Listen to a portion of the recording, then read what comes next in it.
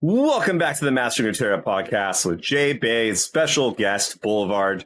Before we jump into all the meta discourse and action, I just want to thank all of our subscribers over on the website, MasteringRuneterra.com. Of course, we've got nightly tournaments going Monday to Friday for all of our subscribers for the 2 weeks leading up to all the opens. We've got deck techs for all of the top decks and then quite a few other ones. And then, of course, we have our weekly learning call over in the Discord. We'll also get a private channel where you can talk to Majiinbae and myself, other members of the pro team, a bunch of other goodies like ad previewing. Go subscribe. We have a $1 trial for the first month going on right now. Take advantage of it. Click on the link down below. Blah, blah, blah, blah. All right, we're getting into the stuff. Boulevard, welcome to the podcast. Surprised that we haven't had you on before. It's really good that you flamed me on that Aikado stream, so that I would invite you here. Yeah, it's really weird how often publicly flaming people gets you what you want. It's a really good strategy to get through life that I didn't really get into until I got into Runeterra. So it's been working out great, surprisingly. Yep. It really it's like a super call to action. It really gets the job done. It's been working super well, actually. I mean, that's how the ABG guys actually got on the podcast too. We had Cup is Mine on the podcast, who came in second, losing to Guy, I believe. ABG Guy, is that right? Yeah. And then Tiburon was like, yeah, get the second place guy on the podcast because like your buddy, not the winner. And I was like, awkward. Let's get some of those guys on here too. So yeah, if you guys want to come on the podcast, just light us up on Twitter, on Aikado's stream, in the comments down below. Just literally anywhere. Yeah, leave Majin out of it. He doesn't deserve that. You know, I always did think it would actually make better content to like get the second place rather than the winner. The winner's just going to get up there and show it. I want to know what the first loser has to say. Like, you were so close, buddy. What happened? How does it feel to lose? Because personally, I've never gotten second place in anything in my life, so I genuinely do not know how that feels. Damn. Who lost to Jizzop in the World Qualifier? Man, I'd have to check. Gonna be. Is it like Krios? That's some salt. They're gonna be qualified. That's some salt right there. No one even knows. I guess. Oh yeah. Did they qualify on points? They're gonna be qualified on points. Okay, unless they so literally did nothing else. That hurts a lot less then, because coming second in a tournament with thousands and thousands and thousands of people. That's rough for the World's Qualifier. Anyways, long story short, it's good to have you on the podcast. I'm sure we'll have you on many more times after this. That was the last I ever saw of him. To start things off, though, we want to talk about, obviously, the meta. We've got the opening coming up this Saturday, which you'll be casting, Majiinbae will be playing in, and I will probably be watching from the sidelines after playing some fun decks or something. To get us kicked off, though, so for anyone that doesn't know, Boulevard does a tournament tactician for each of the opens for the major tournaments over on his YouTube channel, which you should definitely go check out and subscribe right now, which if our podcast manager is watching this, should definitely put in the links below that you could also find down there. And if it's not there, don't be lazy. Just fucking Google Boulevard LOR. You'll find it. Anyway, Tournament Tactician, though, where he breaks down the decks, what's good, the meta, what everything's looking at. So I wanted to start there with your thoughts on the meta, because we got a really interesting one this time. We haven't seen something like this where there's not really like a tier 1 breakout siren song, fizz TF kind of tier 1, tier 0 deck that the format is warped around. Instead, we have this weird balance. You guys wanted a balanced format. Guess what? You have one. And now it's like, I don't know, things are kind of like rock, paper, scissoring around. Like, talk to me. What's going on in this meta? So we've got a pretty traditional triangle meta as far as I can tell, with like aggro, mid-range control. And the weird thing about it is there's not 3 decks in every archetype. There's usually only 2 that are looking really strong. When we look at aggro, we're looking at like Samira Fizz and Jinx Kennen. When we look at mid-range, we're looking at Aatrox. And then there's some debate about the second one. I think Alawi Swain is kind of my go-to definition of the secondary mid-range deck. And then for control, we've got Heimer, Jace, and Jinnar, or Jinnar Nora, however you want to put it. And then like Nasus, obviously the number 1 ladder deck, or at least it was yesterday. It doesn't fit cleanly into any of those, and I kind of finally figured out why. And it is, in a lot of hands, Nasus is a mid-range deck, but if you draw Vaults of Helia, now it's a control deck. So it doesn't fit into any archetype super cleanly. But again, like there's only 2 aggro decks, 2 control decks, 2 mid-range decks. So going all in on one of those strategies doesn't seem like the way to go here, but it does leave us a lot of wiggle room because, like you said, we haven't had a lot of, there's not a lot of no tier 0 metas in Legends of Runeterra, or at least like where there's some debate about it. And a lot of 2023 has been marked by, oh, here's a tier 0 deck. How do I split it in half and play this twice in my lineup and then find my third deck that's like just what would be the best deck if there was no tier 0? Here, I don't even think we have like a definitive best deck. Everything feels like it's on the relative same power level, which is really annoying from my end, where I'm like, hey guys, I'm an analyst. I'm really smart. It's the 17th event in a row where I say, play Comfort. Yeah. It's not the worst thing ever. I mean, I feel the same, right? Because we have our team calls with all of our subscribers, and I feel useless. So I'm like, just play what's working for you. Just play what you know, guys. The thing I always said is like, play what you know, but learn the good decks. Like what you know shouldn't be Poro King, Nidalee Echo, and Nico something. Like you should know how to play Aatrox Vayne and Jaceheimer and all these other decks that have long stood the test of time of being viable options throughout pretty much the entire year. Yeah, if you haven't, like, if season and season have gone by and you haven't gone, maybe I should learn Vayne Aatrox. Like, there's a different problem here. Because that's been a top deck for like a really long time, man. Yeah, to be fair, that deck is interesting and unique on its own. But anyways, to you guys' point though, that's a thing that I think most Runeterra players do, right? They like, for instance, even Majin, you're guilty of never learning scouts, but it never quite reared its head enough to, like, I don't know, be a thing that you needed to be playing. And you're a good enough player that you can figure out how the deck works by playing against it enough. But even if you don't bring these decks, understanding how they tick, how they work, where their strengths and weaknesses are is super important. And that's where like the edges are going to come down to when like this format is still very flat. So, okay, so like you said, there are no best decks. Let's rewind a little bit here. 2 weeks ago, going into the MasteringRuneterra Open, Majin, you were like, Fizz, Samira is crushing. And like Jinx are both like just smashing. They're doing so well. You brought it to the Open. You top forward along with Vayntrox. Top 8, top 4. Top four. Yeah. Not that it really matters. Afterwards, I'm just saying that you had a good finish. I had a good run. I had a very good run. Mm-hmm. And afterwards, though, immediately after the tournament, you were like, Jinx ate it. I'm off Jinx, which is interesting because going in, Jinx was like, I think it was the most played deck, I believe, in the tournament. Yeah. And it was crushing. It was, it was beating up on a lot of things. Since then, now the meta has changed quite a bit. Can you walk me through like your thinking and like where the meta has gone and how it shifted so fast? Like it's Thursday morning of this reporting, so it's been like 5 days, and so it's like shifted like away from Jinx to other decks that were good into Jinx, and then like away again from like those decks, I believe. Yeah. So there's like, I don't know, 6 decks you should realistically be playing on ladder right now, like maybe. And what kind of happened was like Samira Fizz took off. It was like crushing because everyone was on Nasus and stuff, and it was just like, haha, elusives, Shelly's good. You're dead on turn 5. And then people started picking up things that were good into Samira Fizz. So this is like your Jinx and your Swain Alawi and things like that. And Vayntrox started picking up in popularity. And so it wasn't like that new decks kind of entered the meta. It was just that like their market share increased. Just rotated. Like, so it just kind of rotated. Yeah. And so like Jinx came out and was like smashing Fizz Samira. It was like the only matchup that I really, really didn't want to see. And this was about the MasteringRuneterra Open time. So Jinx popped off. The problem with Jinx is like, one, it's inherently pretty inconsistent. It's very, very powerful, but like the deck does just lose you the game sometimes. And it happened to me a lot, and that felt miserable. But I think the bigger reason is that Jinx is the only one of the like 6 playable decks that if you want to beat Jinx, you can easily without sacrificing lineup strength.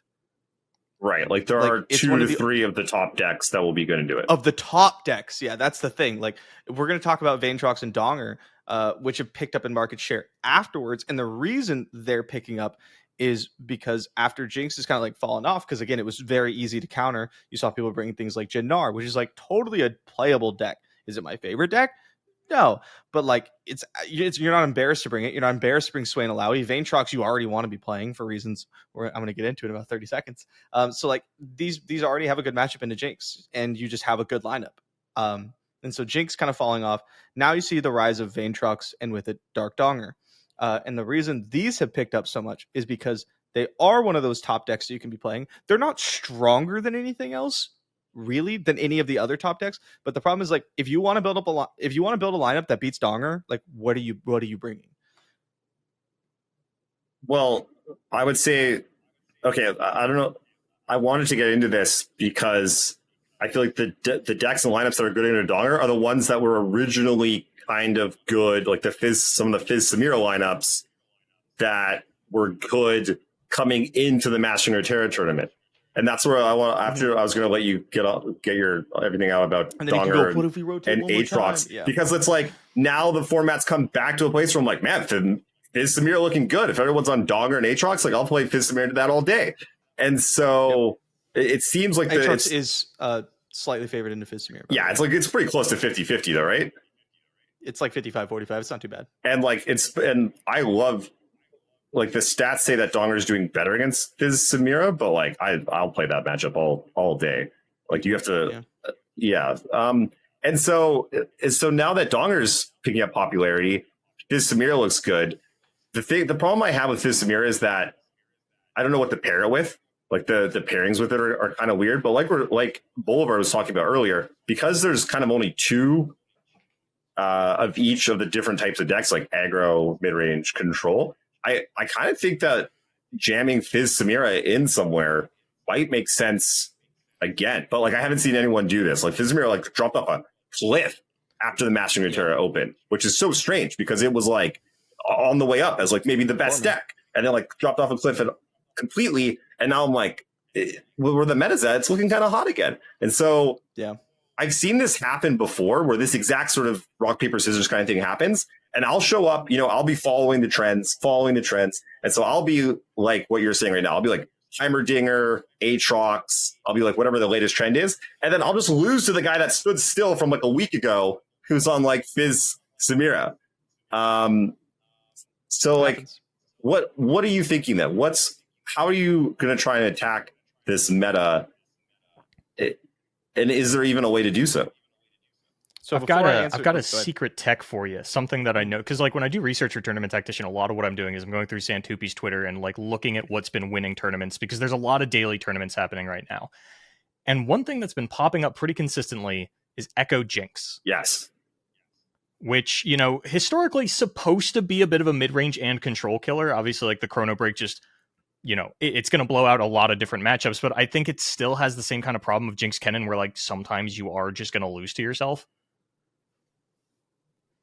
Yep. Yeah, it's strong. Echo Jinx has been a sleeper pick for a year. Like it's always been like, and then people bring it and it does well. And it's always been like that. I could be talked into bringing it. I don't know. I have played it before in the past in like fight nights and stuff. The reason I'm not super high on Fizz Samira is just one. There's literally only one reason, because I also want to just slam Fizz Samira in my lineup, and I don't want to lose to Jinx. I think Jinx is the easiest top deck to not lose to, and I don't want to have something that like needs to ban Jinx when my other decks are totally fine playing against it. Interesting. I mean, can't you just like if your opponent doesn't have Jinx, you're like, cool, we're good here. And if they have Jinx, then ban it, because it's not like everyone's gonna have Jinx. That is true, but then I don't have another ban, and I mean that kind of sucks. And there's still a decent chance I just rock Fizz Samira. Like I've long been a believer of, in open rounds, just play the decks that you think beat people the hardest, that beat people the most, right? Just play the best things, and like Vayntrox and Donger is already like the best thing. And Fizz Samira I have a very good like record on, and usually for my third deck I'll be like, okay, solid deck with good matchup spread, solid deck with good and slightly similar matchup spread. Third deck is usually just like deck I think I'm very good at, like deck that I think I perform very well on. It was like Set Karma last open. It's almost always an Ionia deck, and so I'll probably do the same thing with this one. And if that ends up being Fizz Samira, then it ends up being Fizz Samira. Speaking of last minute Ionia decks from the man who notoriously has been like, don't play Lee Sin, but I will top of it. And then also don't play Karma, but now last second I will listen to Boulevard and then top of it. What do you make of this Aikado pile of Seraphine? Was it Seraphine Karma set that he's been playing? Is this are you going to last second switch the Ionia deck once again? Okay, so yesterday I woke up and saw it on Twitter, and I went, "Hot damn, let's go!" But I've already tried stuff like this, and it hasn't really worked in the past, so I was a little skeptical. So I wake up and get on stream because I woke up late, and I'm just super pissy. Yesterday was a bad day for me for no reason. I was just upset. I was annoyed. I was frustrated. I wouldn't know anything about working with you for a couple of years. Sometimes I just have a bad day. I don't know why. We all do. Yeah. And so I get on it and I start playing the deck, and I'm just fucking losing like every single game. And I'm just pissed because all I wanted to do is play this new cool deck, and I can't win a single game. And so I like get hella frustrated. I start playing other stuff. I get off stream, and then I go, okay, maybe we'll try it again a little bit later. So later, like Drizoth picked it up and he started changing things, which I liked because I think Aikado's version is it's a bit whack. Like I think it's a really good first draft, but I don't, when I play Bar, I don't like to play bad spells still, just because I'm playing Bar and Pursuit of Perfection. Like I want all the cards in my deck to still earn their keep there. I want them just to be good cards. Like I don't want to play just one bounce spell or one formula or one concussive palm just because it's Bar and maybe I should only play one. I want to play like two, maybe even three if they're that good, because they're so strong. And so Drizoth has been working on a list that's a little bit more like cohesive in that way. Cut the Karma, added the third set, which I liked. And I've been like kind of working with it a little bit. It still feels a bit fragile, a bit soft. Like sometimes they're just attacking you with a big unit and you look down and you have like Caustic Rift, Mystic Shot, High Note, and you're like, and then you die. Sometimes it's the opposite. You're like, where's my small removal? Other times it works out really well. And so I'm not sure. Like, I'm going to be practicing with it today, but that's all the time I have because tomorrow morning I fly out to Salt Lake City for the Flesh and Blood Battle Hardened, where I'll also be playing the World's Qualifier on my phone in classic fashion. So I don't know. I'm right now, if you're like, are you going to bring it? There's a gun. Sorry, it was a little off fairing. Are you going to bring it? I'd be like, no, probably not. But like that answer might change by tomorrow. Yeah. Are you just looking for literally any reason to bring it? Like I started winning a little bit with it and it felt kind of good. Or like, I don't have any other options. Or like I started losing with any other deck. Just literal any like the Seraphine Bar deck winked at me from across the bar. Like we're in, let's go. Just anything. That's it. Yep. I order like the bartender's favorite the night before, and they give me something with cherries in it. That'd be enough. Because it'd be pick grid. That's how we picked our decks. What do you think in about Vegas. it, Boulevard? Have you seen? That's true. Have you watched it at all? What do you think about it? Sorry, have I watched what? The Seraphine deck, the Ionia one. I like tuned in for maybe half a game, but just kind of looking at the list, I was like, okay, I have a general idea of how this is going to run. The Karma did like at a first glance looked redundant, where it's like, okay, this is, I guess, like a fourth copy of Seraphine if you make it to turn 10, but like I've seen Ionia Piltover and Zon before. I've seen Ionia Seraphine before. I don't think that, like, without even fully digesting the list, I didn't think this was going to be anything new that I hadn't, like, I couldn't just look at this and go, okay, yeah, I know how this functions.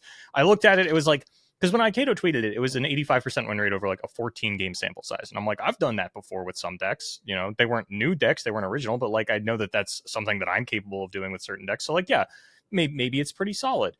But Aikado's also just a hardcore Seraphine gamer. Like he put up similar numbers with Shellfolk and then would come into my comment section all the time telling me Shellfolk's the best deck in the game. Why is it not on the tier list? And I'm like, because when I look at the top 32, there's going to be maybe 2 Shellfolk players, and I don't think either of them are winning the event. So yeah. It's not going on the tier list. This is not for everyone's pet deck to get jammed into tier 1. This is for your general player that wants a general idea of what the meta is going to look like. Mm-hmm. And I don't think Seraphine Bar is going to pick up in a big way. I think it maybe 7 people will be on it out of thousands. Yeah, it's gonna be smaller. It's not like you said, this is nothing new. The only way I think this deck would be like a prominent force, if like in strength wise, not number wise, is if like the cycle of the meta that we were talking about just happens to hit favorable for it during the tournament. Like, this is not more powerful than Vanetrox. This is not a better deck than Donger. Even Swain Alawi, I feel like, it just has more like raw power. You know what's kind of funny? And I'm being like mid-serious here, is that the Karma decks actually pick up some percentage points because people fucking hate playing against Karma. I've gone up against lineups, I'm like, oh, Karma can't beat any of these. And then they ban Karma because people just hate the deck so much. Like it would just get like, it was like literally this season where the deck was almost unplayable. It would be my ban like 50% of the time. It was eating the ban. And like, so that's actually like, if you have a deck that people just want to ban for whatever reason, there's a lot of that going around that ends up actually being like quite powerful.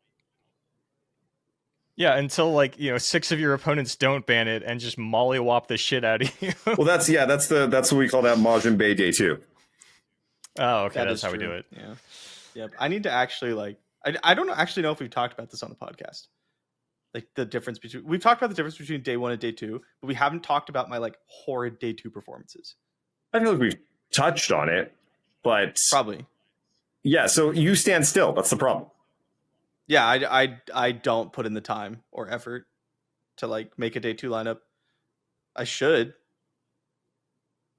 But I'm just like, which brings me to another thing. So Boulevard, recently you did a analysis of the MasteringRuneterra Open top cut versus the Riot Open top cut. And something I just thought of like yesterday or something was, are you comparing day 2 decks? Because that's obviously like a different meta compared to like day 1. Because we don't really get the day 1 Riot Open data, I don't think. Sometimes we sort of had it. I think I was comparing top 8 numbers to top 64 numbers. And I tried to compare it to like day 1 numbers. But like the thing is like day 1 and day 2 top 64 numbers really don't change. Maybe one deck in the top 10 will swap positions. Right? Yeah. So it's like, I was like, yeah, obviously these are different metas, but like the numbers are so close that I don't think it actually matters. Because again, like one deck out of the top 10 is going to maybe flip from like 8 to 9.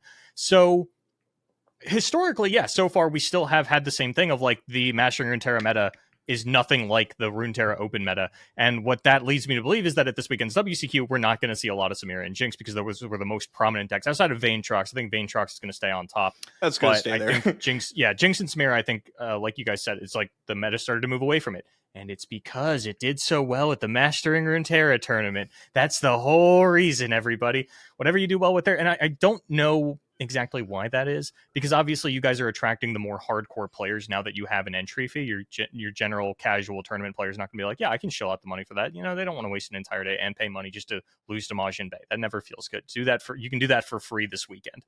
But that's why I go. I don't know why anyone else is there, but I think that it's just like the numbers from this open surprised me a lot. Like there were only, I think it was 70 players and it was like 9 Heimer Jace and like 9 Nasus. And this was at a time period where there were like top 5 decks on ladder. And it's really hard to talk about the tournament scene because most people just watch ladder all the time or just regurgitate what their favorite streamer said to me. And they just come in and they're like, oh yeah, like, what do you mean Nasus isn't good? And I'm like, it's the number 1 deck on ladder. I'm like, yeah, dude, Nasus got 35th place at the MR Open, and that was the highest seeded Nasus, man. Yeah, you know what? Bring it to the Open. Do it, bro. It weirdly, like it looks like it's coming around now, or like it might be well positioned again. So I think what happens is, the meta's constantly changing, right? It's constantly updating, constantly changing. And so like if you just took a snapshot of it, like, the patch drops on a Wednesday. If you took a snapshot the first weekend, it would be like a certain way. It would be like all the old decks. And then you take a snapshot the next weekend, which is when we have the MasteringRuneterra Open. It's like, okay, things are starting to develop now. And then you take a snapshot on the Riot Open weekend. It's like, okay, things have developed fully. It's just because there's only 2.5 weeks in there and you're just seeing it, week after week develop. I think that's the only reason. Yeah. And that's a huge problem I'm running into with Tournament Tactician is like I used to do them on Fridays, and then APAC was like, hey, this is only coming out like 4 hours before our event starts. We can't actually utilize this information at all. So I moved it to Wednesdays, but this year especially, the Wednesday meta looks a lot different than the Friday meta. And it's like, okay, well, you know, if you do tune into this on Friday, then I look like a fucking idiot. And like I really can't do anything about that unless I'm like putting out 3 Tournament Tacticians a week, Wednesday, Thursday, Friday. But even then, I'm not sure how much of it I would realistically catch because I'm mostly just like, I'm not making money off this. I can't be putting 20 hours of research into doing it. I'm not even playing in the event. So like, I want to, but I just cannot put in the amount of effort that something like this would require to have a concise snapshot of the meta. And like the whole purpose of this tier list is for like the single dad that doesn't have time to grind this out and just needs to know what the meta looks like. And the people that watch it are the hardcore players that are looking to top and they're like, yeah, dude, like, why isn't this deck on? It's almost like they're coming in just to see what I missed. And I'm like, that's great, man. That makes me feel great, man. I like to look at it to like confirm, not just confirm what I think, but like, because obviously that like, that's nice. But like, I like to see if the consensus has shifted away from what my personal opinion is, because sometimes I do get caught on things. Like I have a personal distaste for Swain Alawi. I think it's not a very good deck. Exactly. Yeah. But like, so I look at it to be like, do you have it in tier 1? Do you like, am I like influenced too much by my distaste for this deck? That because if other people think it's tier 1 or something, then maybe I need to be a little bit more prepared for it. Maybe I need to see it more. Yeah, I'm curious, where do people generally get their information from? Like ladder stats. Yeah, it's like we say ladder stats, but I guess maybe I'm just not keeping a close enough eye on the ladder stats because, yeah, I don't know. For some reason, I'm always like, there's different camps, right, that are thinking different things. So, like for instance, if you look at the tournaments we're running on MasteringRuneterra right now, like Jinx. What's his face? Echo Jinx has been winning. I think it's won like 3 of the last 4 or something. It's been in the lineup. It's in a lot of lineups right now. Very popular. Highly doubt that it's going to see a lot of play on day 1 of the Open. And so Echo Jinx is a competitor's deck. I feel like it's like a big tournament player's deck. Totally. And then something like, you know, Heimer Jace. I'll be like, okay, that's seeing a lot of play on the ladder. And so like, I'll kind of like, you know, I'll see that coming. And then like day 1 will roll around and like, I don't know, Fizz, Samira, and Alawi Swain will be like half my opponents. So I'm like, what? I'm like, I never seem to nail it. I'm never on the same vein as like the general public. And I don't know why exactly. Like, I'm not sure where this information is coming from that I seem to be like missing out on. Maybe it's just I'm not playing the ladder very much. I don't know. The stats in Runeterra are not great. And just like the actual depth of stats that we have, because all you see is win rate. You don't see what was mulliganed, what build they were playing, how, you know, the skill match of the players, like none of that is available to us. And yet the community leans so heavily on those ladder stats for how inconsistent and unreliable they tend to be. Now, as for you running into like, you know, Samira, Fizz, Alawi Swain, and like half the things, those could still only be like 5% in the tournament. And you just happen to hit the 9 people that were playing it. Like you can never be fully prepared. But I do think that when it comes to day 1, ladder stats are going to influence it more than tournament stats, because if you want tournament stats, where do you go? Right? I think it's just me. And I'll tell you what, the viewership on those videos does not reflect the entirety of the Runeterra Open by any stretch of the imagination. So I think it's just a lot of people that are looking at ladder stats going, oh yeah, this is free, I might as well play it. And, you know, they might even just be playing whatever they have an 85% win rate with over 15 games. And maybe that is Nico Freljord. And you were completely unprepared for that, and they high roll you. Like it's you're never going to nail down the open meta. There's too many decks in LOR, especially because you have to bring 3 of them. They lost with Aatrox the morning of, so they switched off it. Like that's actually why I lean so heavily on ladder performance and ladder stats for day 1, is because like I'm not playing in a tournament meta. I'm playing in a ladder meta, but with 3 decks, and my opponent has 3 decks. Maybe in the ladder stages, you know, you play against like Tank Buster or something with like a tuned lineup that's there to be like a tournament lineup. But like for the most part, you're going to be playing against half of a tournament lineup and then their favorite deck. And it's just like, okay, so I just want decks that are like really, really good. I just want decks that are super strong. Because if I show up and I'm like, bro, I ain't never losing to Vayne Trucks, and then I play against it 3 times because like they've been playing Swain Alawi this whole ladder, so that's what they're gonna bring, and they think that Warden of the Tribes deck is kind of cool. Like I want to beat those decks, right? When someone shows up with their favorite deck they like to play on ladder, or their random third deck that they picked up, I want to beat that. That's what I want to be strong into. Yeah, I feel like maybe I hit some amount of bad variance, like in the last open, especially because I ran like at least 2 like just straight counter lineups, and I was like, fuck, like what the fuck? Like, is everyone Jason, having I have a problems? question. Is it bad variance, or are you thinking too hard? No, it can't be that. I don't think hard You enough. mind gaming Can't be yourself that. into these lineups? You going, yeah, I'm gonna beat the winner of the tournament, but I can't beat Johnny at 100 LP.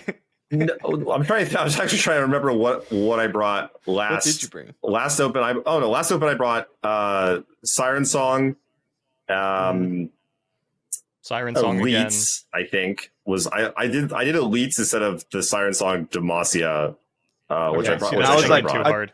I know. I was That's like, thinking too played. hard. You should just play this other Siren Song deck. But you're like, no, bro. I was winning with on the it. leads, dude. I was on it, and then I fucked myself over because I had like multiple versions of it, and they were like some were better than others for sure.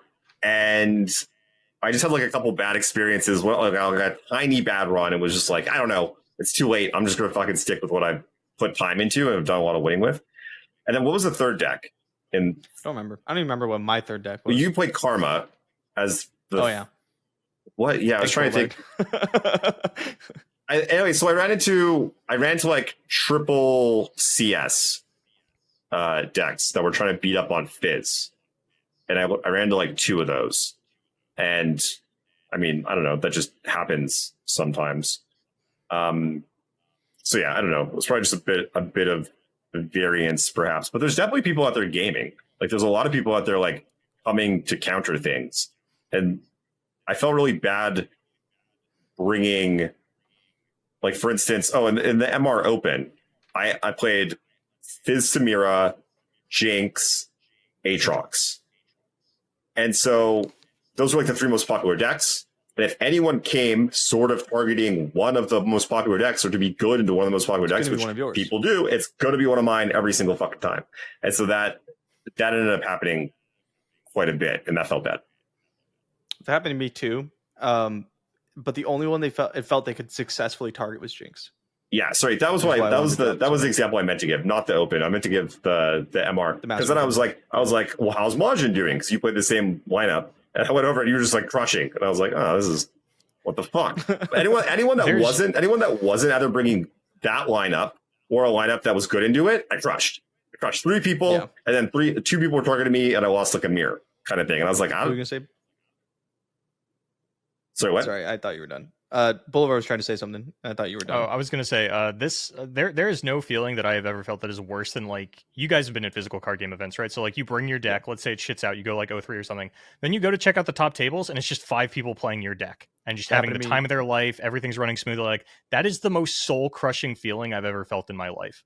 And it sounds like it's exactly what happened to you in the MR Open, where you're like, okay, yeah, like, you know, this isn't it. How's Majin? Oh, he's EXO. Cool, man. Why couldn't I be EXO? He like tunes into the stream, and I'm like, win. I was waiting for it to turn. So did you like? And to be fair, like the first round I played a counter lineup, and I took a game off them, and like maybe I could have squeaked out a second game in there somewhere. You must have ran into like at least one person that was gunning for you, if not more. Multiple, yeah. Yeah. So what happened? You just skill diff? No. Maybe, I don't know. Probably not. If they tried to counter Jinx, sometimes they were successful. If they tried to counter Fizz Samira, they were half successful. Because like if you give Fizz Samira 2 games, it's probably just gonna roll you, like one of them. And that was all I felt that I needed. I was like, I just gotta squeak out one. But like with Jinx, man, when they'd show up with like just 3 decks that crush Jinx, I was like, oh my god, this sucks. Like I think I win like 1-6 on Jinx on the day. Because they either banned it or they were really hoping that I was playing it. You know, it was one of those 2. They were either not going to play against it because their lineup was bad against it, or they were hoping to play against it. That's like kind of what happened. On the showing up with the deck and then everyone else does well at the Flesh and Blood Pro Tour, I brought Lexi, which was like the best deck in the field, and I was very happy with my list. And I went 0-4. I 0-4'd and dropped. And then I walked around the top tables and it was just Lexi v Lexi, Lexi v Lexi, Lexi v Lexi, Lexi v. I was like, holy shit, man. Yeah, that was brutal. That was a nice hit to the ego. I okay, I got one for you guys. Have you ever experienced this one? At my last Magic tournament, I brought a deck that I thought was good into the best deck and was like, had some issues maybe with some of the other decks, but I'm like, at least I'm gonna come fuck some people up there, bring that best deck. Beat the good and then deck. I didn't beat the good deck either. I lost round one, and I was like, oh shit, my deck doesn't actually beat anything. It's gonna be a long day. And I'm just out there playing against, people that are like, it's my first tournament. I don't know, maybe this card. And I'm like, just like barely trying to squeak out wins.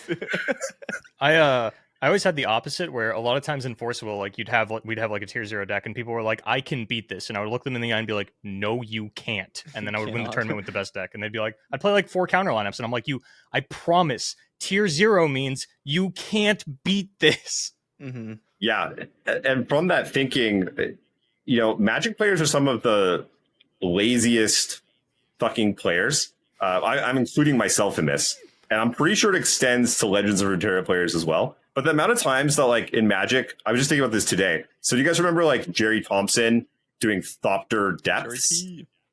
So for anyone who doesn't know, in Magic, there was these 2 different combo decks, and they played 80%. They're both pretty damn good. And they played 80% of the same cards. And I remember thinking, like, I wonder if you could just make that into one deck. I don't know. And, like, I just didn't do it. And, like, none of us did, basically. And he was one person that was like, yeah, I just put these 2 decks together, and now I crush everything. And then it was, like, just the best deck. And then literally at the next big tournament here in Vancouver, I went there. One person brought that deck. Guess who won that tournament? That guy went undefeated through the whole fucking thing. We all knew about the deck. We all knew it existed. We all knew it was super dumb. And we all just were like, nah, I don't want to bring that. Looks kind of tricky.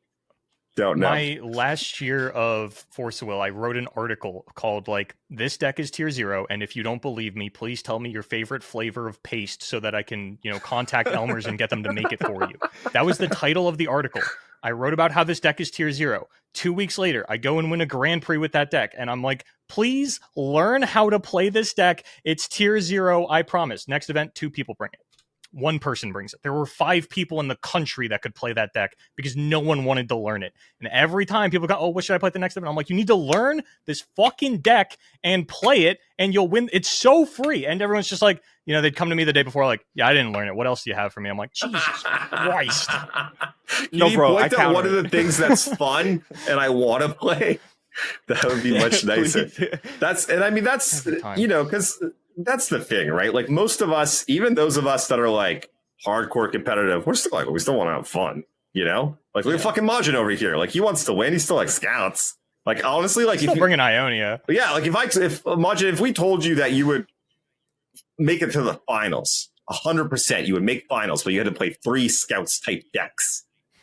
Would you do it, or would you still gamble with that face? Would you still gamble with Ionia? But you still be like, yeah, but Lee Sin says I could come in first. Really. I would. Oh man, do I need the world's points? And so this is the thing. We're pretty lazy in general, and I mean, there's nothing wrong with that. It's a hobby. We're all human, but the people, like, when you hear, if you want to get better, if you actually want to get better, when you hear about, like, by the way, Floppy Mumpkit wrote a huge article about, like, how I got good and won 3 tournaments in a row, or made finals of 3 in a row, winning 2. He wrote it, and not a lot of people read it or understood, I think, what was going on. That basically the GOAT had, like, broken it down for you. But, as him and Cup and Car Gamer and all the other guys over there have said, it's kill your fucking ego, realize that you're not good. You're not. We're all bad. We're all making shit ton of mistakes. The best players in the world, the absolute best, are making 1, 2, 3 mistakes per game. So realize that, understand that, and then get to work and, like, start actually doing the work. And if, like, you want to improve, like, that's just what you need to do. But, like, let's be real. Like, don't kid yourselves. Like, I'm not out here pretending that I'm actually putting in, like, a real good effort and I deserve to win or whatever. I'm like, I'm just I'm here doing my thing, having some fun, want to win, but somewhere in the middle. Like Majin, for instance, like if you wanted to actually be winning all these tournaments, like all you gotta do is be putting in some day 2 fucking prep, and you'd be going places. I would say, because I talked about this in a previous podcast, I've talked about this on stream, that like being the best takes so much work. Yeah. Or like even being like a top player, it's like a full-time job. And I mean, there's a huge reward though, right? Like you do get a card now with, I think, your likeness on it. Do you get, is the picture going to be you, or is it named after you, or you get to create it? I don't know. Can I name it Snapcaster Mage? Is that something I can do? I don't think so. Huge reward is like, we can do a torrential Gear Hulk, but that's about it. I would take that. I love that card. So huge reward is a little. But real quick about torrential Gear Hulk though, I didn't think about this, but like not having a graveyard actually kind of like sucks. You can't do stuff like that. So my 2 favorite archetypes in card games are Reanimator and Discard. So how I ended up in Legends of Runeterra is still a little bit of a mystery to me. Yep. BB got printed, so I can play Storm, and that's dope. But like, I love Reanimator. And I have often thought about that. I'm like, yo, we need a fucking Gristle. I forgot. Like, what am I gonna do with it? Straight forgot that we don't have a graveyard, like a discard pile. Yeah, the problem I have is like I don't want to like turn to a Gristle brand, right? Like I want to play casual Reanimator. I want to like bring back my Conchologist for value every turn or something like that. And like without a graveyard, we're never gonna get close to that. No. Nope. What was it talking about? Oh yeah, prepping for the best. Trying to be like a top player takes so much time, so much of like purposeful effort.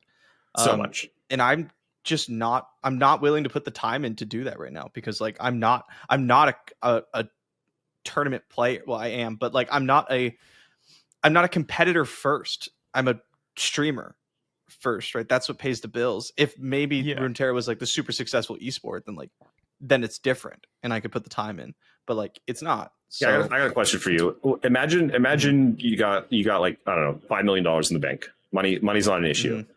Are you tryharding? Are you like tryharding at games to be the best, to be like world champion, or are you just like doing something else with your life? Both. Yeah. Just come and go. I'd say I'd be tryharding, because like I was the best player in Force of Will. That's on the record. No one touched me. But there wasn't money in it. Like I won Worlds and people were like, how much money did you win? I'm like, fucking none, dude. There wasn't a prize pool. I didn't win any money. I came here for the free flight to Japan, and like for the next 4 years, like there was no prize pool essentially. Like I'd win an event, I'd sell the prize card for like $400 or $500, and that'd cover the trip. So like I wasn't making money off it. I was still just like like I was still just grinding to be the best, because that's just something I wanted to see if I could do. Like the reason we picked it up is because they were like, hey, you top 3 a Grand Prix, you go to Japan for free. And we were like, sick, I want to go to Japan for like, that's how we got into it. It was that easy. And then I get to Japan, and all of a sudden my friends are like, hey, we're going to go like do a tourism day. And me and my brother are like, actually, we're going to stay at the Airbnb, and for the next 9 hours, we're going to figure out the next 3 sideboard slots. And that's what we're going to do with our day in Japan. And that's why we were who we were and why we were the best players. And like, were the sacrifices worth it? I don't know, probably. Japan's okay. It's just a country, man. Like, just see that shit again. Winning Worlds doesn't happen too often, yeah. But like, that was annoying, because throughout that entire event, 15 card sideboard, I only used 2 of them. I was so mad that we just put so much effort into the sideboard, and I just didn't touch 90% of it. It's funny. It's funny how that works. Say with prep. Okay, sorry, you go. No, I was just gonna say, like, people would hear that and they'd be like, oh, you're in Japan and you just stayed in your hotel and practiced, but like, I love that. I live for that. Yeah.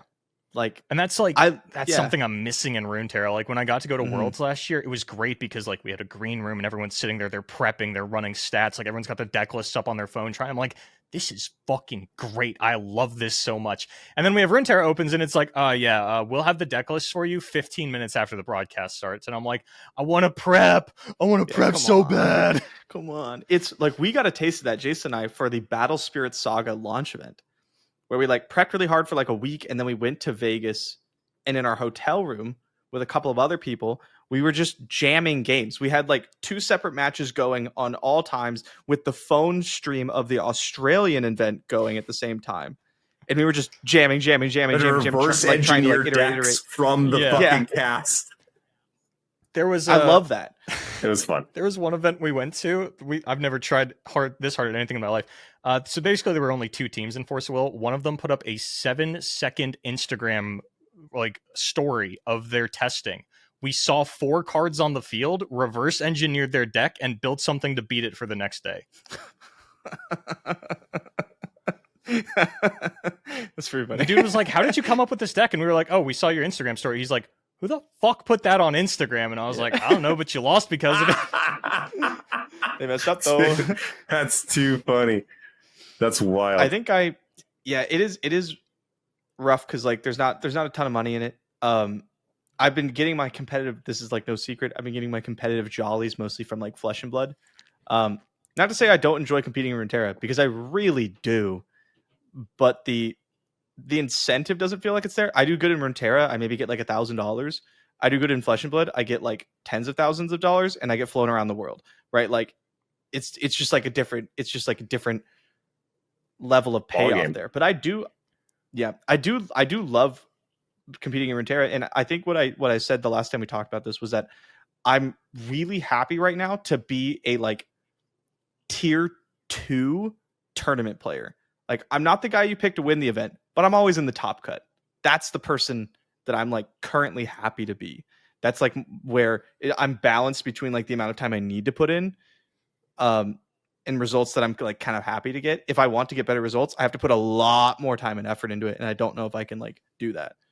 I'm currently having a similar struggle where like my brother is fresh off of a top 8 from the Pro Tour of the Battle Spirit Saga. So he's like trying to drag me out to the next event. He's really trying to get me into it. And I'm like, dude, I don't know if I want to be traveling to play card games right now. Like, I don't know if I'm trying to put in the effort to like get good at this. Like, yeah, you've shown me that like the game's kind of free, because generally when we play a game, like we'll be as good as each other. So I'm like, okay, yeah, I guess like if I put in the effort, I could top 8 a Pro Tour. That's cool to know. But like, do I want to put in the effort to actually get there and then travel and like maybe not do it?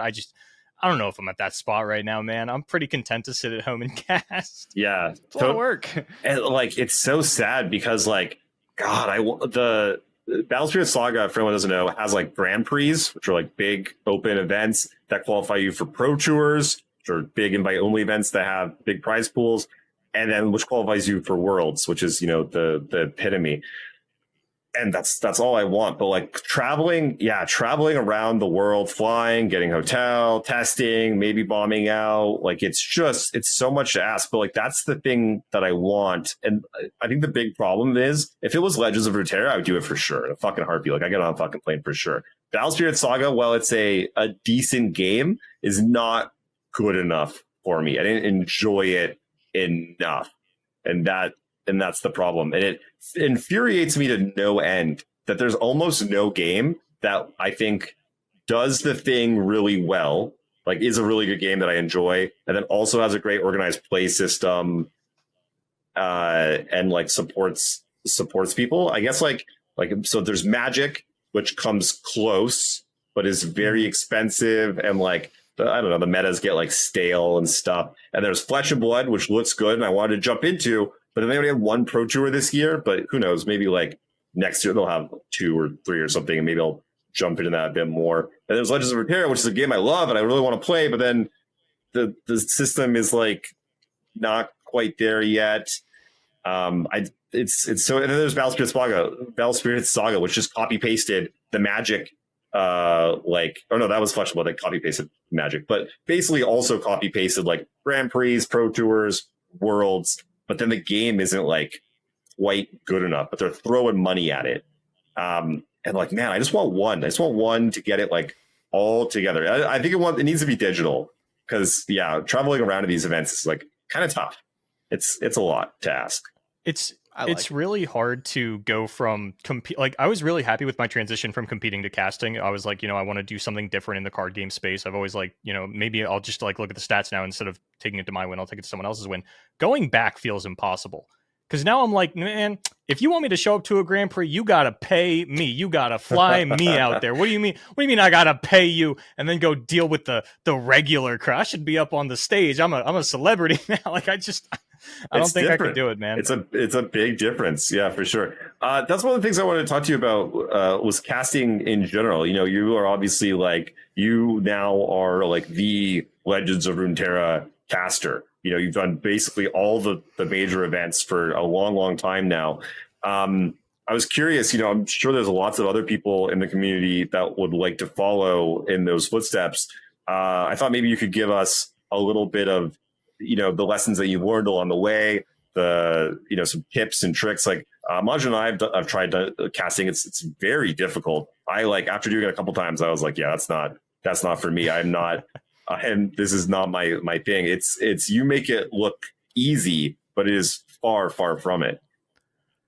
Yeah, so the thing I get asked the most obviously is like, how do I get into it? And the answer straight up is I do not know, because I got in on the ground floor. There were grassroots tournaments. There were 100 people that were trying to cast, and if a game just comes out and you want to get into casting, it's very easy. You hit up the TO, they'll put you on a broadcast, you wait 4 months, and then suddenly the pool of casters has whittled down to like 4 crazy people that are still willing to do it from the hundreds of people that were like trying it out. Yeah. And it happened in Runeterra. It's currently happening in Marvel Snap, because I'll go cast that every now and then. It's pretty simple to actually get your foot in the door if you're just willing to stick with it. As far as getting good at it, because there are so few casters now, I have to cast with a lot of players, and you notice an immediate difference when you're casting with a player versus casting with like someone who is very focused on casting. Yes. And there are some struggles with that, where like I have to change my perspective. The one thing that I've started to come up with the most is like, number one, if you've ever been casting and you think to yourself, man, I really wish I couldn't see the opponent's hand. I really wish I just had the information available to the player. Look me in the eyes here. You don't like casting. You like backseating. You like professional backseating. That's what you're doing. Don't do that.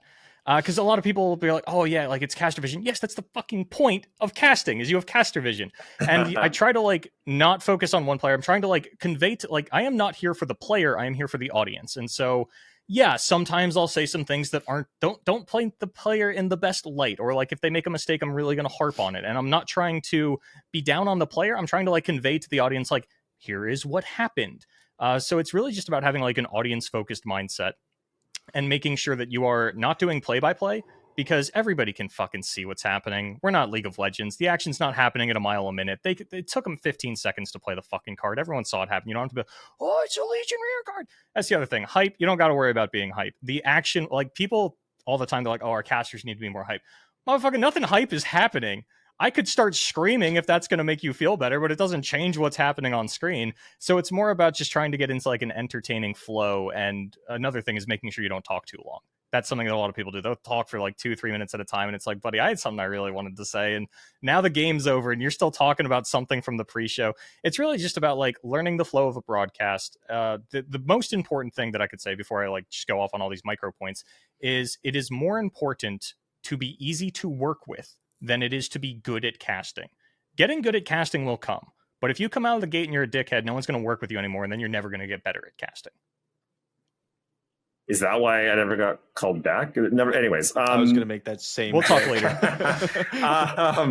Okay, so one of the things that I think really separates you from other casters, those are all fantastic points, by the way, is your level of knowledge about the cards, the game, the players, the history is astounding. Because a lot of the stuff that you say, like, I might know, but I sure as fuck cannot pull out of my brain like on command, while I'm flowing back and forth in a conversation in front of people. How, like, do you just have a really good memory? Are you like taking notes and stuff? Are you, I'm sure obviously you do a lot of prep before these tournaments. Are there like certain things that you kind of like have like kind of store that you sort of like are going to bust, pull out of your fucking bag at certain points? Like what does your prep look like?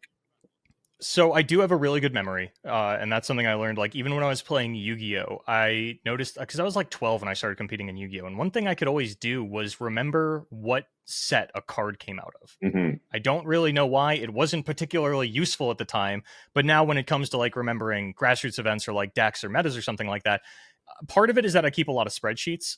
If you want to look at the entire history of competitive Runeterra, all you have to do is open my Google Sheets history. And I check those pretty frequently because they're, pretty important to the kind of content that I like making. So it's one of those things where, like, because I'm working with this data so often, it's a lot easier to remember. There are some narrative beats that I'll miss, and that's why, like, having a co-caster is so good, especially someone who focuses on casting, because, like, if we were to get Majiinbae to cast, I wouldn't expect him to know much about player narrative, right? I'd bring him up here for the analysis of the end game, which is only part of it. You have to be good at a little bit of everything, especially in card games where there's no defined role. We don't have play-by-play in color. Like, everyone has to do a little bit of everything. And Skarzik loves to talk about how, you know, he's the hype man and I'm the analyst. And like, that's kind of true, but obviously Skarzik's going to have some good analytical moments. I'm going to have some hype behind what I'm doing. So you just kind of have to learn everything like that. But yeah, it really is just like, I have a good memory. I have all of this written down. In the very beginning, I would keep a notebook to try and track things, especially because we didn't have spectator mode. So like, Deep was very popular when Runeterra launched. So like, I would track, you know, the tosses, the Maokai level up, things like that, because they were very pertinent information. Because again, I'm audience focused. I want you all to have this information. So I wrote it down, and I didn't do that for a while. And then at the last Mastering Runeterra Open, I brought it back. I pulled out a notebook again because I was feeling kind of burnt out. Like, I had been casting with a lot of players, so I wasn't kind of getting the, this is going to sound a lot meaner than it is, but you know how like you don't want to scrim with bad players? Sure. It feels better when you play a good competitive game against your friend and like you really fought each other. It's kind of the same with casting, where like, I want someone who's really good at casting to cast with me. It's more fulfilling when you do it that way, rather than trying to like carry the parts that someone is lacking, because they don't do this very often. So I was kind of getting burned out on that. So like, when I got back on with T, I was like, here we go. This is someone that's like very, very professional, knows what they're doing. Let me bust out the notebook. Let me really try hard this one. And I felt like I just had one of the best casts of my life. Yeah, nice. I mean, that makes a lot of sense, right? Like, steel sharpens steel. I mean, none of us show up to locals. What's a local? Like, exactly. When's the last time you played in an F&M, Jason? Oh, yeah. That's something I've been thinking about as well. Is like, going into 2023, I was kind of talking about like maybe, you know, not going to locals anymore, not doing grassroots events, and becoming like an event only kind of caster, like pretty much every other caster has become. And then I just didn't. Like, people just kept hitting me up for grassroots events, and I'm like, I don't want to say no, dude. yeah, fair enough. That shift definitely happened for me at some point. Like, probably, I think it was like pre-COVID, where it was like, I don't show up. Like, I used to hit every tournament. If there was a tournament at my local game store, I was there. I was playing it. Didn't matter what the prize pool was. Didn't matter the format. I was going to play it. If I couldn't find a deck for it, I'd borrow a deck.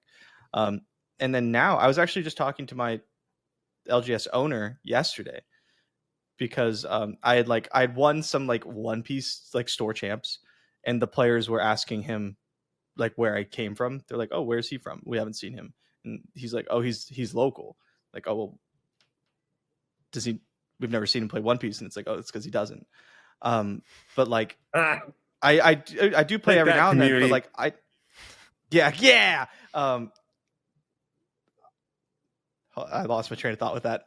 Okay, so what I was saying, LGS owner, I was talking to him, and he brought it up to, because he was like, oh yeah, how I explained it was that there's this guy, his name's Caleb. He only shows up to premier level events. He won't play any locals for any game, but if you tell him there's some kind of championship or regionals or event that qualifies you for another event, he will be there no matter what the game. And that's because that's what I like to do. And it feels like that with Runeterra as well. It's like, I don't want to play some grassroots tournament. I don't want to play Gauntlet. Really, I want to show up and I want to play the cool ones. I want to play the big ones. I have to imagine it's the same thing for casting. Yeah, because the small ones all blend together at a certain point. And there are a lot of times where it starts to just really feel like going through the motions, and the last thing that you want to do is get up there and like, you know, just kind of phone it in, and like you're on autopilot the entire time, because then you're putting on a bad show. It's worse, like you're ruining the day of like hundreds of people that really wanted to tune into this tournament and just watch you go, yeah, you know, and like, it's hard because the metas tend to be pretty stale. I'm casting like every weekend for the most part, so like I'm seeing the same especially 2023, where like you look at what's performing well now, and it's decks that have been performing over the course of the entire year, and I already know that like this is going to be kind of a boring broadcast. It's going to be a lot of high level technical play that's interesting but not necessarily entertaining. And so exciting. Yeah, like I'm not super excited to get up there and do it. Like, I'm excited for the WCQ. It kind of sucks that like it's going to be a little bit more of a boring show, but like it's part of the job. I got to get up there and make sure that everyone else has a good time. And like, you know, you even saw it a little bit in the MR thing, where like every time I talked about Vayne Aatrox, me and T would just be like, okay, yeah, and like here's Vayne Aatrox, and then the other deck, and like, yeah. So like we have our little jokes about it, you know, but you know, it's the staleness of the meta definitely wears on casters, even though, like, you know, the big events happen so infrequently. We usually get like 1 tier 0 deck, and it's like, okay, that's cool, but I already had to research it so much. By the time we get to the event, I'm actually already bored of it. And then what fills out the rest of the meta is the same shit that's filled out the rest of the other metas for the last year. So it's like, it's all these known factors, and there's just not enough like newness getting injected to keep it fresh for us. But that's like, it probably shouldn't, right? We play this game too much. Yep. Is there a deck that you would like really love to see make a deep run? Is it deep? At this open, I like Zombie Ash.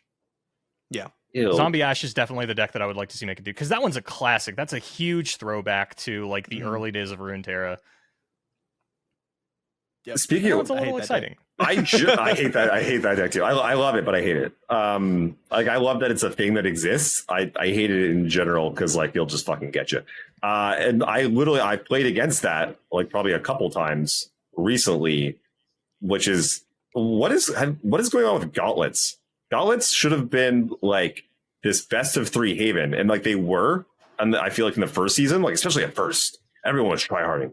It was like I don't know. I felt like I was just up against the like good players or people running good lineups who were coming to win.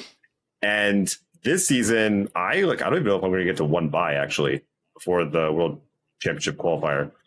And when I load up, well, first off, there's the first week or whatever was like the fun format, like what is it, free play or whatever. I'm like, Free build. Why is this here? Why is the first week when we're trying to qualify for or trying to prepare for the biggest tournament of the season, like why is free build the thing? Like Riot, man, this stuff like it really gets me. Get the shit out of here. Make it after. Put it just get it the fuck out of competitive, frankly. But then number 2, when best of 3 rolled around, like I'm playing against decks that don't exist.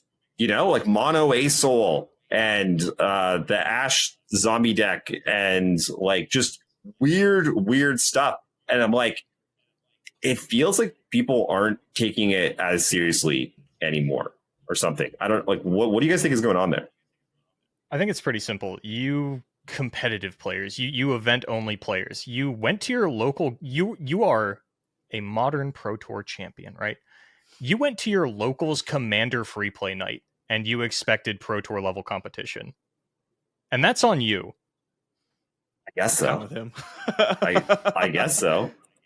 Also, I play good players. Like I play top cut players all the time in my Gauntlet runs. Yeah, the thing is, like, the Gauntlet is open to literally everybody, and you are all expecting to see like the same 20 people every time you queue it up. And I'm so sorry that your competitive drought is there and you can't play against tank every time. The boys got to sleep. I'm expecting to play against decks that are somewhere in the top 20 of the ladder.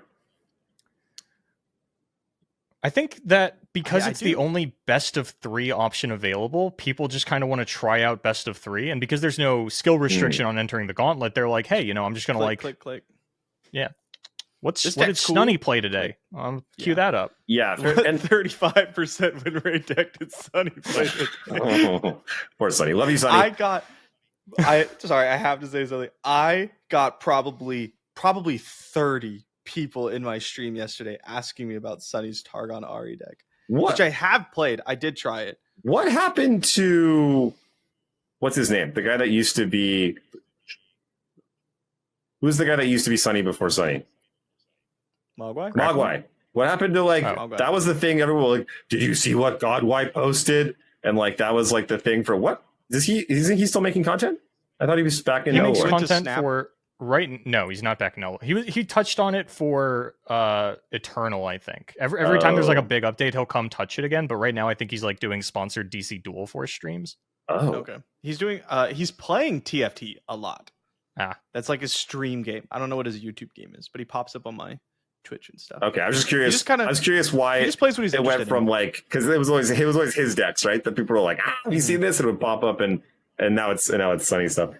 And so, sorry, what I was going to say is I think because I don't get an opportunity to play a lot, when I do just load up best of 3 and it's like, you know, 3 joke decks, like it feels like a waste of my time. And this is what annoys me probably more than like if I was playing for like 4 hours a day or something. I'm like, I don't know, I just train wrecked this couple people and then went on to play, you know, tank and Majin and like had a good time and like got some real testing in. But instead I'm like, no, I get to play like 3 matches at the most in a day. And like, if one of them is useful, like, well, I just fucking burned 3 hours of my day. Like, this wasn't useful. And so I think I just have a different experience than everyone else. It's just like a Magic Arena event that's free. Yeah. Like, you're going to get everyone, like all sorts of people playing all sorts of stuff. Yeah. Tell you what, Jason, you tell me what time you're queuing up the Gauntlet, and I'll come show you what a real gamer's like. I'll make this difficult for you. There you go. All right. He's like, and what are you playing? Well, we're hitting just over an hour here. I think we'll probably be wrapping it up. Is there anything that you guys want to touch on though before we do so? Any tidbits? Any maybe words of wisdom for people going into the Open, especially given that this is such a unique meta compared to what we're used to? So you're comfortable with comfort? Yeah, just play comfort, and get comfortable with good decks. Stop playing dumb shit on ladder, and then when you hear play comfort, you play your dumb shit in the tournament, and you don't top, and you're like, what happened? I was told play comfort. Get comfortable on good decks. Like, I don't know how to play Samira Fizz. I've played that deck maybe twice, and that's fine, because there's like 8 decks I get to pick from. I'll pick the 3 I'm most comfortable on. I don't have to play Samira Fizz. But if there's a tier 0 deck, you should learn whatever the tier 0 deck is. Learn this tier 0 deck. I played a Lucian, Alawi, champion strength deck last season. If I can do that, you can play a deck you don't want to play. Yeah. That shit was miserable. Yeah, asterisks. Play comfort, play tier 2 and above comfort decks. Not anything below that. Okay. Yeah, don't play Lurk. I know that a lot of you just look at ladder stats and you see Lurk. Don't play Lurk. I'm going to continue to shit on Lurk until the day I die. Yeah, and there's been a number of those that are like more or less traps, and I love it when my opponent loads up like tier 1 deck Lurk or something, whatever that third deck is throughout history. I'm just like, oh, good, I can't lose. This is fantastic. Love it. Real quick before we do wrap up. Speaking of traps, there's a deck that's been increasing in win rate over the last few days, and I've been watching it, and I've been warning my Twitch chat. Is it Jax? But I'm interested to see. Well, that too, actually. But no, it's Mono Nidalee. Oh, just, the Freljord. Bandle. No, the Bandle. Oh. Yeah, it just plays. I'm pretty sure it's Bandle. It just plays like big game tycoon or whatever, and you just try to get people with the 6 mana overwhelm. Flippy Bo Bippy. Oh yes, that's like the first Nidalee deck I played against. I know. And it's steadily increasing in play and win rate. And people are like, yo, this Nidalee deck. And I'm like, don't play it, bro. It's not good. For me, Jax Teemo is the one that I think enough people now know. Like, it popped off. People had a little bit of success. They held on to it. I think most people that have played it a decent amount now know. And if you are at home thinking about playing that deck, just don't. Just really, really don't. It's just worse Jinx Kennen, and I don't even want to play Jinx Kennen. That's the hard part of like being an analyst is like I see like Jinx Teemo top the MR Open, and then I like never hear anything about it again. And I'm like, how do I evaluate that one? Like, does that deserve a spot on the tier list? Obviously, the ladder stats aren't there because you should just play Jinx Kennen. Like, it's a tournament only kind of deck. Like, I don't have any information to figure out if this is going to be real going into the Open or not. I assume it's not, especially at this point. But decks like that pop up every season. They're always a pain for me because I'm not going to play it.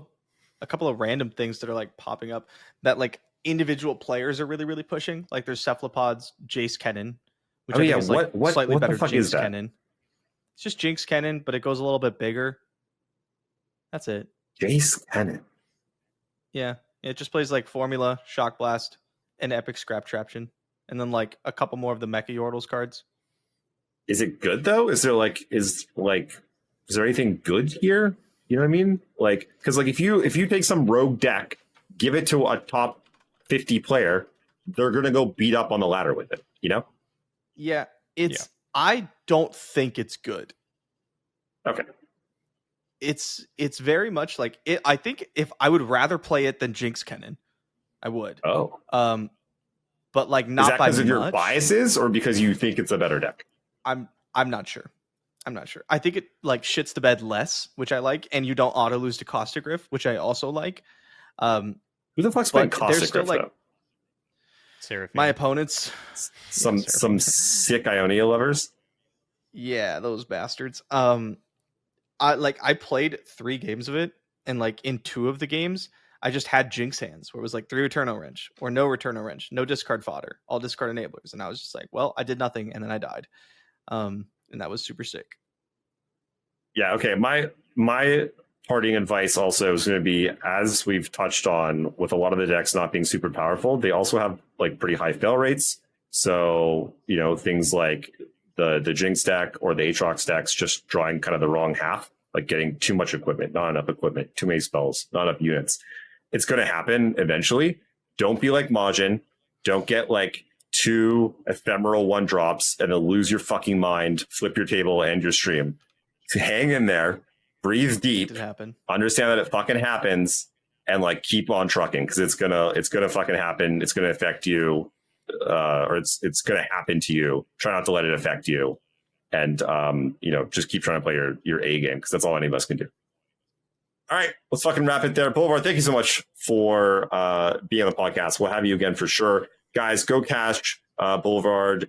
One over at his YouTube channel, Boulevard LR, I believe, right? That's the Boulevardtcg. Okay. Have that. Don't want to pigeonhole himself. Right, of course.